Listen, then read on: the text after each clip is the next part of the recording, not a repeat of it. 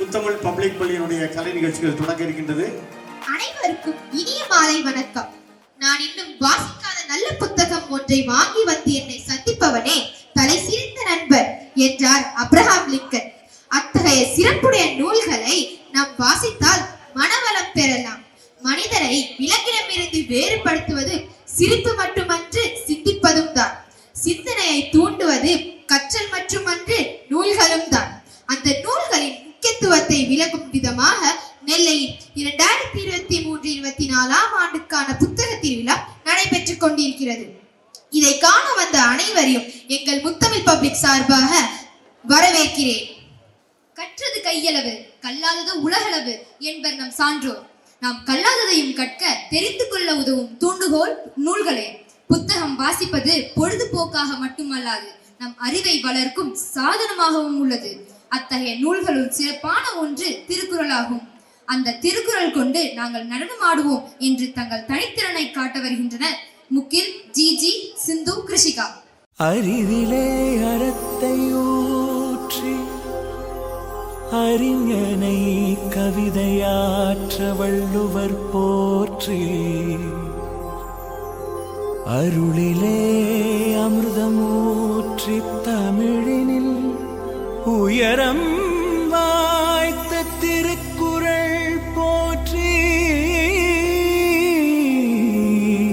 போற்றி, ஈரடி குறளே போற்றி, இணையில்லா தமிழே போற்றி, மாந்தரை நெறிப்படுத்தும் மணித்தமிழ் மருந்தே போற்றி, உயிர்களே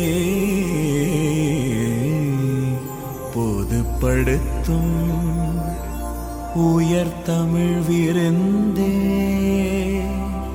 போற்றி போற்றி போற்றி.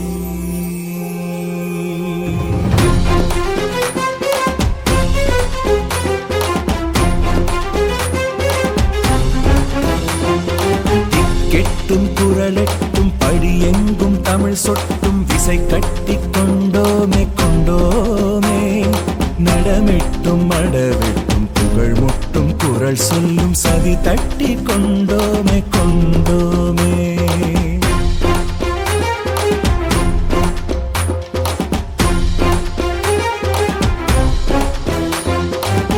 கெட்டும் குரலெட்டும் படியெங்கும் தமிழ் சொட்டும் விசை கட்டி கொண்டோமே கொண்டோமே, நடமிட்டும் அடவிட்டும் புகழ் முட்டும் குரல் சொல்லும் சதி தட்டி கொண்டோமே கொண்டோமே.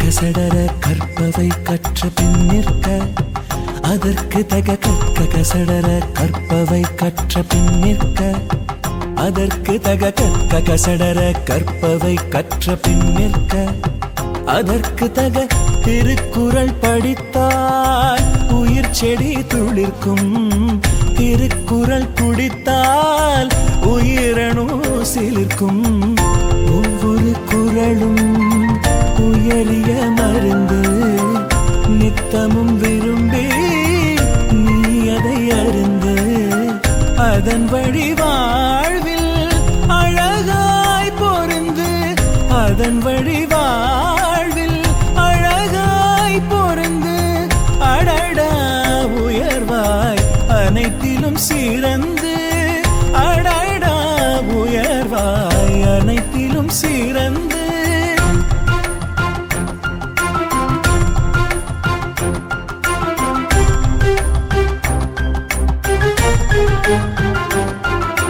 மாந்தரின் உலகம் மற்றவர் சொல்வது, உயிர்களின் உலகம் வள்ளுவர் சொல்வது, மாந்தரின் உலகம் மற்றவர் சொல்வது, உயிர்களின் உலகம் வள்ளுவர் சொல்வது, பகுத்துண்டு பல்லுயிர் ஓம்புதலால்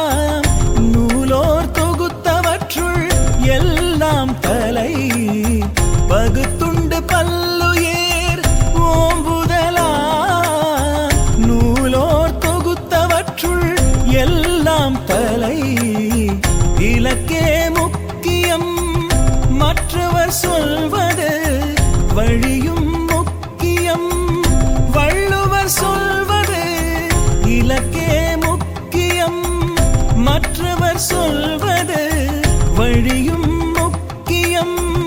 வள்ளுவர் சொல்வது ஈன்றால் பசி காண்பார் ஆயினும் செய்யற்க சான்றோர் பழிக்கும் வினை.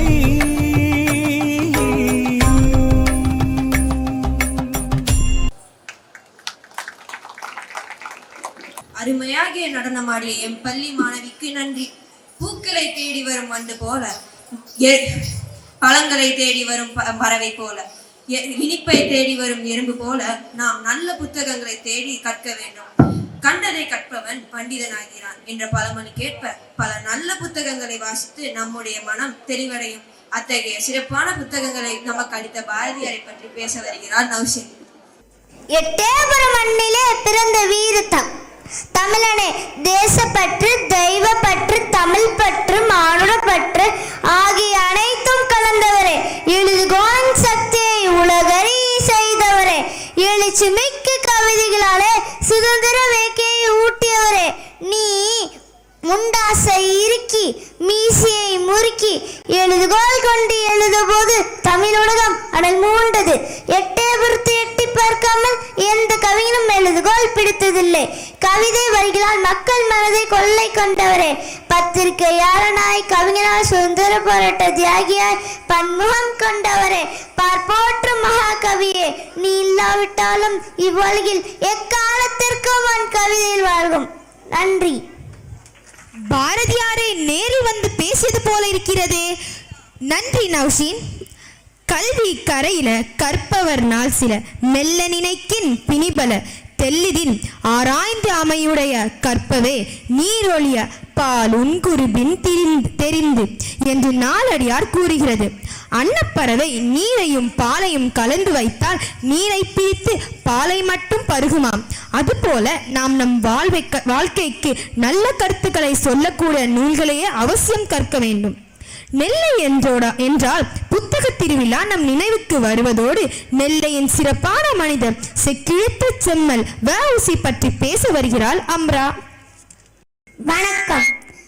என்று தனியும் எங்கள் சுதந்திர தாகம், என்று மடியும் எங்கள் அடிமையின் மோகம், என்று எமது அன்னை கை விலங்குகள் போகும், என்று எமது இன்னல்கள் தீர்ந்து போய் யாவும் வீரமும் சோகமும் மிகுந்த இந்த வரிகள் எத்தனையோ மனிதர்களின் இரும்பத்திரை கிழித்து விடுதலை வேட்கை சுதந்திர வேள்வியை மூட்டியது. சாமானிய மனிதனுக்கும் சாதாரண மனிதனுக்கும் உணர்ச்சிகள் எழும்பின. நாடு உனக்கு செய்தது என்ன என்று கேட்காதே, நாட்டுக்கு நீ செய்தது என்ன. இந்த வரிகள் உறக்கத்தை கலைத்தது, உதிரத்தை கொதிக்க வைத்தது. உடல், பொருள், உடைமை, உறவு, உயிர் எல்லாம் கொடுக்க முன் வந்தன மக்கள். அவர்கள் தான் தியாக சீலர்கள். அந்த தியாக சீலர்களில் ஒருவர் தான் வ.உ.சி. என அழைக்கப்பட்ட வ.உ. சிதம்பர பிள்ளை. ஆம், வ.உ. சிதம்பர பிள்ளை பற்றி தான் இன்று பெருமிதத்துடன் பேச வந்துள்ளேன். 19ஆம் நூற்றாண்டில் ஆங்கில ஏகாதிபத்தியத்தின் போது இந்நாட்டில் வல்லமை மிக்க வாகத்திறமை மிக்க வள கலைஞர்களில் ஒருவராக திகழ்ந்தார் வ.உ.சி. அவர்கள். தனது சொந்த மாநிலமான தமிழ்நாட்டில் வலுவான துறை சங்கங்கள் இயங்க தலைமை வைத்தார். செயல்மிகு அரசியல் நுழையும் பொருட்டாக 1905 வ.உ.சி. அவர்கள் இந்திய தேசிய காங்கிரஸ் கட்சியின் உறுப்பினரானார். இந்தியாவில் சுதேசி இயக்க தலை தூக்கிய அந்த நேரத்தில் மாபெரும் தலைவரான லாலா லஜபதி ராய், பால கங்காதர திலகர் போன்ற பல ஆங்கிலேய வர்த்தக பேரரசின் வற்புறுத்தலுக்கு முற்றுப்புள்ளி வைக்க முயற்சி செய்தது. அதே காரணத்திற்காக இந்திய பாரம்பரிய கைத்தொழில்கள் மற்றும் அவற்றை சார்ந்த சமூக பாதுகாப்பை உறுதி செய்யும் வகையில் அரவிந்தா கோஷ், சுப்பிரமணிய சிவா, சுப்பிரமணிய பாரதி ஆகியோர் சென்னை மாகாணத்தின் முன் போராடினர். ஆங்கிலேய கப்பல் நிறுவனங்களுக்கு போட்டியாக சுதேசி கப்பல் என்னும் இயக்கம் திட்டத்தை தொடங்கினார். கப்பலுக்காக தன் சொத்தை விற்று கடன் வாங்கி 2 கப்பல்களுடன் கப்பல் போக்குவரத்தை இலங்கைக்கும் தூத்துக்குடிக்கும் இடையில் தொடங்கிய மனிதர் அவர். அவரது துணிச்சலான தன்மை அவருக்கு கப்பலோட்டிய தமிழன் என்று பெயரெடுக்க வைத்தது. அதற்கு முன் ஆங்கிலேயர்கள் அந்த போக்குவரத்தை பயன்படுத்தி அதிக கட்டண வசூல் பெரிய லாபம் பார்த்து வந்தனர். ஆனால் வ.உ.சி.யின் சுதேசி கப்பல் வந்தது. அது மக்களிடம் அதிக செல்வாக்கை பெற்று வளர்ந்தது. வ.உ.சி.யின் வஉசியின் தீவிர விடுதலை போராட்டத்தை கண்ட ஆங்கிலேய அரசு அவர் மீது குற்றம் சாட்டி சிறை தண்டனை விதித்தன. சிறைசாலையில் மாட்டிற்கு பதிலாக வஉசியை செக்கிழுக்க செய்து அவரை சித்திரவதை செய்தன. இதனால் தான் அவரை செக்கிழுத்த செம்மல் என்று போற்றுகிறோம். இப்படி சிறைசாலை கடினமாக ஒழித்ததால் அவருடைய உடல்நிலை பாதிக்கப்பட்டது. இதனால் தான் 1912ஆம் ஆண்டு அவரை ஆங்கிலேய அரசு அவரை விடுதலை செய்தது.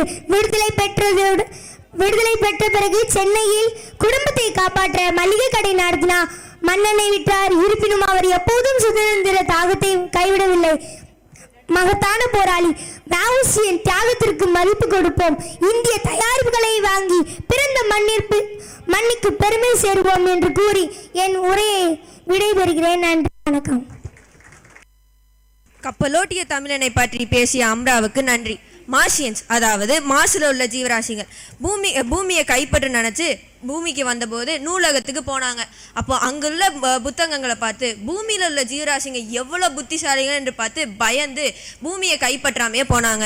அப்படி ஒரு புத்தகம் நம் பூமியை காப்பாற்றிய ஒரு நாடகத்தை பள்ளி மாணவர்கள் நடத்த வருகிறார்கள். Good evening, this is Sutra and she's Gopika, the presenters of today's drama, to showcase a miniature of theatrical play named The Book That Saved the Earth. Have you ever wondered if aliens came to Earth? And if they did, how did they react to our world? It must have been so different from their world. Claire Baiko's play, The Book That Saved the Earth, will answer to all your questions. The play that we are about to showcase revolves around the Martians who are on the mission to invade the Earth.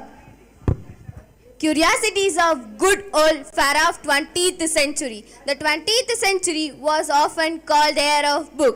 Can anyone guess why it is called so? In those days, there were books about everything from anteaters to Zulus. Books taught people how to and when to and where to and why to. They illustrated, educated, punctuated and even decorated. But the strangest thing was a book ever did to save the earth. Let me turn on to the historioscope and show you what happened in many centuries ago in 2040. Fight! ¡Ja!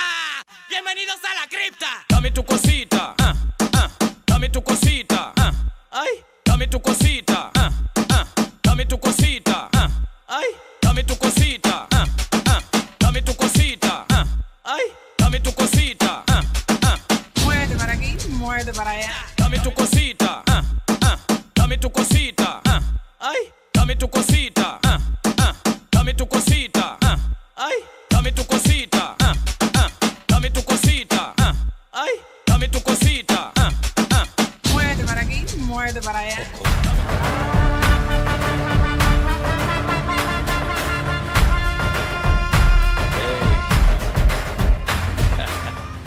Oh, great and mighty think tank, the most powerful and intelligent creature in the whole universe.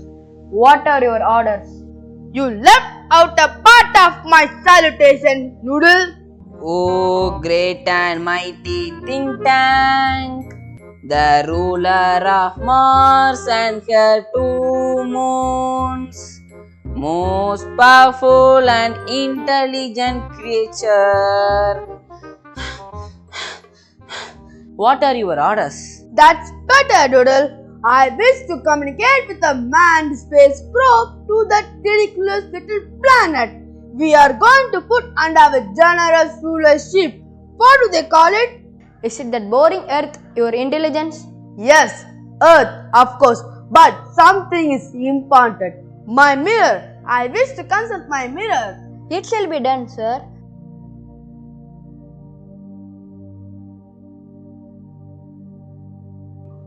Here it is, my lord. Mirror, mirror in my hand. Who is the most fantastically, intellectually gifted being in the land? It's you, sir. Quicker. Answer quicker next time. I hate the slow mirror. Are we Martians not a handsome race than those ugly earthlings, Doodle? Yes, yes, my lord. Now contact the space probe. I want to invade that primitive ball of mud called Earth before lunch. It shall be done, sir. Scene 2. On the commands of the mighty think tank, Martians travel to the Earth.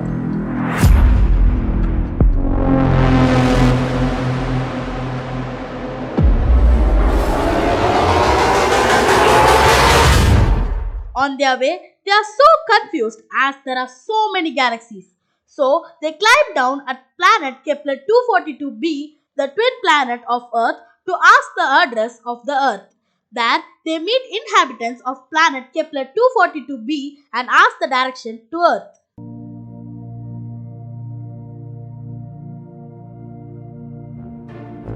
Virna, Martiansa, Mina, Ganna, Artha Bisha, Ertha, Vera. ஐய புஷா யூவா மாஷியனா எர்த்தோ அட்ரஷியோ ஸ்ட்ரெயிட்டா 123 millionaire லைட்ரா டர்ரோ Burra Hatta யூட்டானா பிக்கா சூப்ரா எர்த்தா இஷி பட்டாட்டா சுகு சுகு ஐக்கு பைக்கு தைக்கு ஐக்கு பைக்கு தைக்கு உஸ்ஸா உஸ்ஸா உஸ்ஸா உஸ்ஸா. Thus, getting the address, the crew retrieve their journey towards Earth.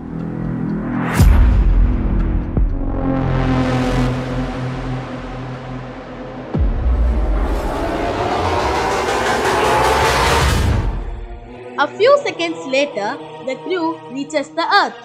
The crew enter a huge library on Earth.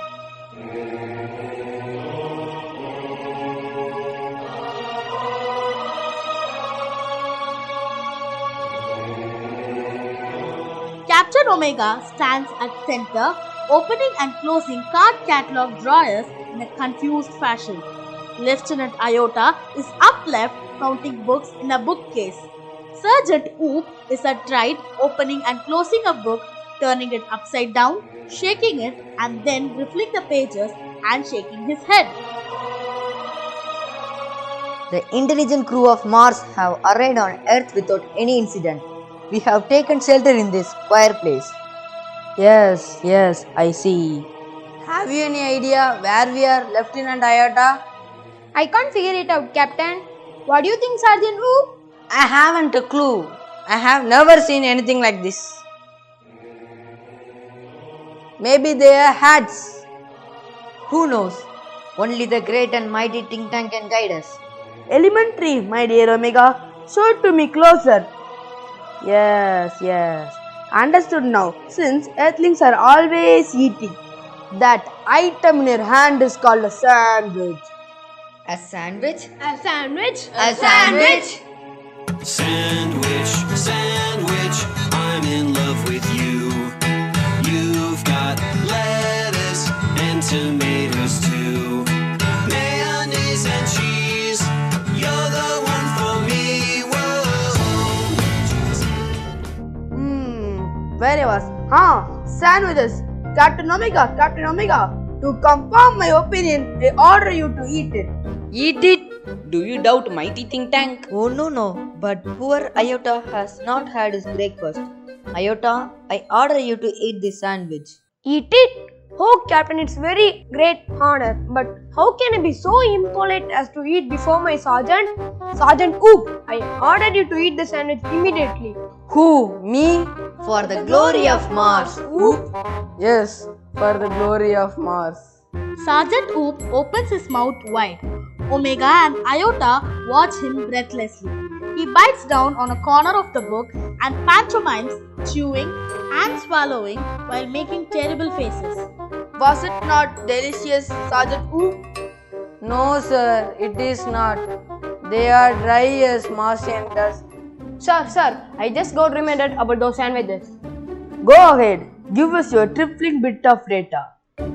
Well, sir, I have seen surveyor films of those sandwiches. I noticed that Earthlings did not eat them. They used them as a communication device. Naturally, that was my next point. These are the communication sandwiches. Think tank is never wrong. Who is never wrong? Great and mighty think tank is never wrong. Therefore, I order you to listen to them. Listen to them? Listen to them. Do you have marbles in your ears? I said listen to them. It shall be done, sir. Do you hear anything? Nothing. Do you whoop? Not a thing. Well, report to me. What do you hear? Nothing, sir. Perhaps you are not on the correct frequency. Earthlings have sharper ears than we do. What? Do you say that I made a mistake? Oh no, sir, no. We'll keep listening. Excuse me, Your Brilliance, but a cloudy piece of information is swirling around my mind. Let me hear it. I seem to recall that the Earthlings did not listen to the sandwiches. They opened them and watched them. Yes, that is quite correct.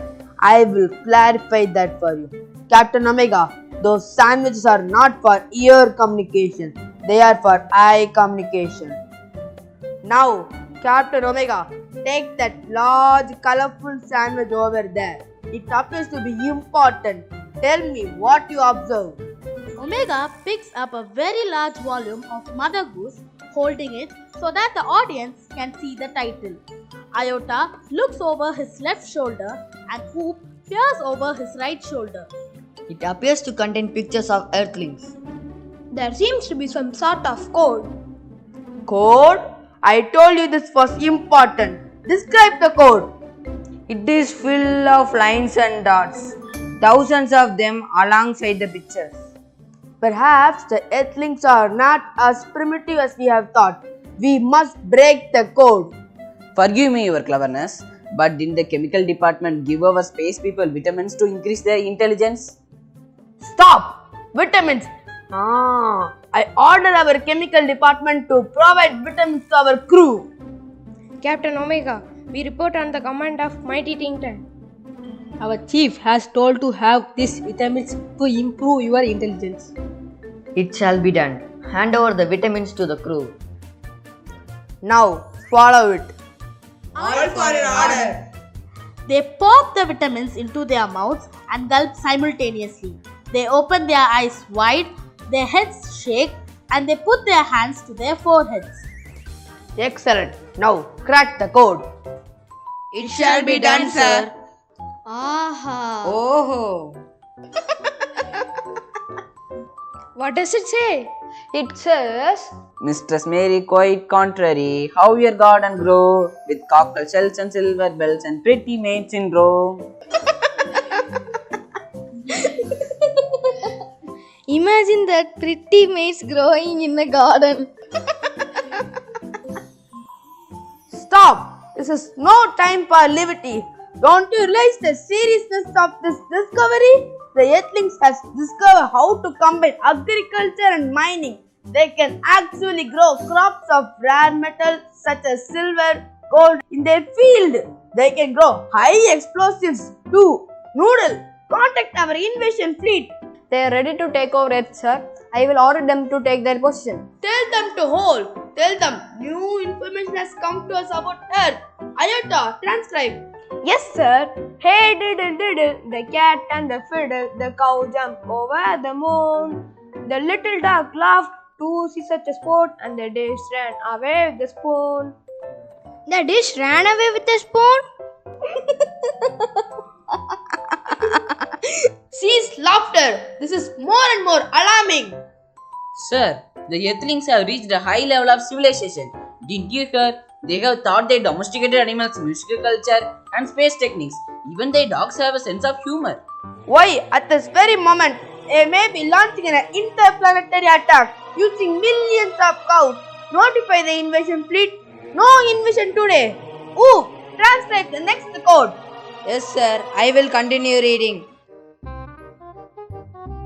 Humpty Dumpty sat on the wall. Humpty Dumpty had a great fall. All the king horses and all the king men cannot put Humpty Dumpty together again. Oh, look, sir. Here is a picture of Humpty Dumpty. He looks like you, doesn't he? It's me. It's my great and mighty balloon brain. Earthlings have seen me and they are after me at a great fall.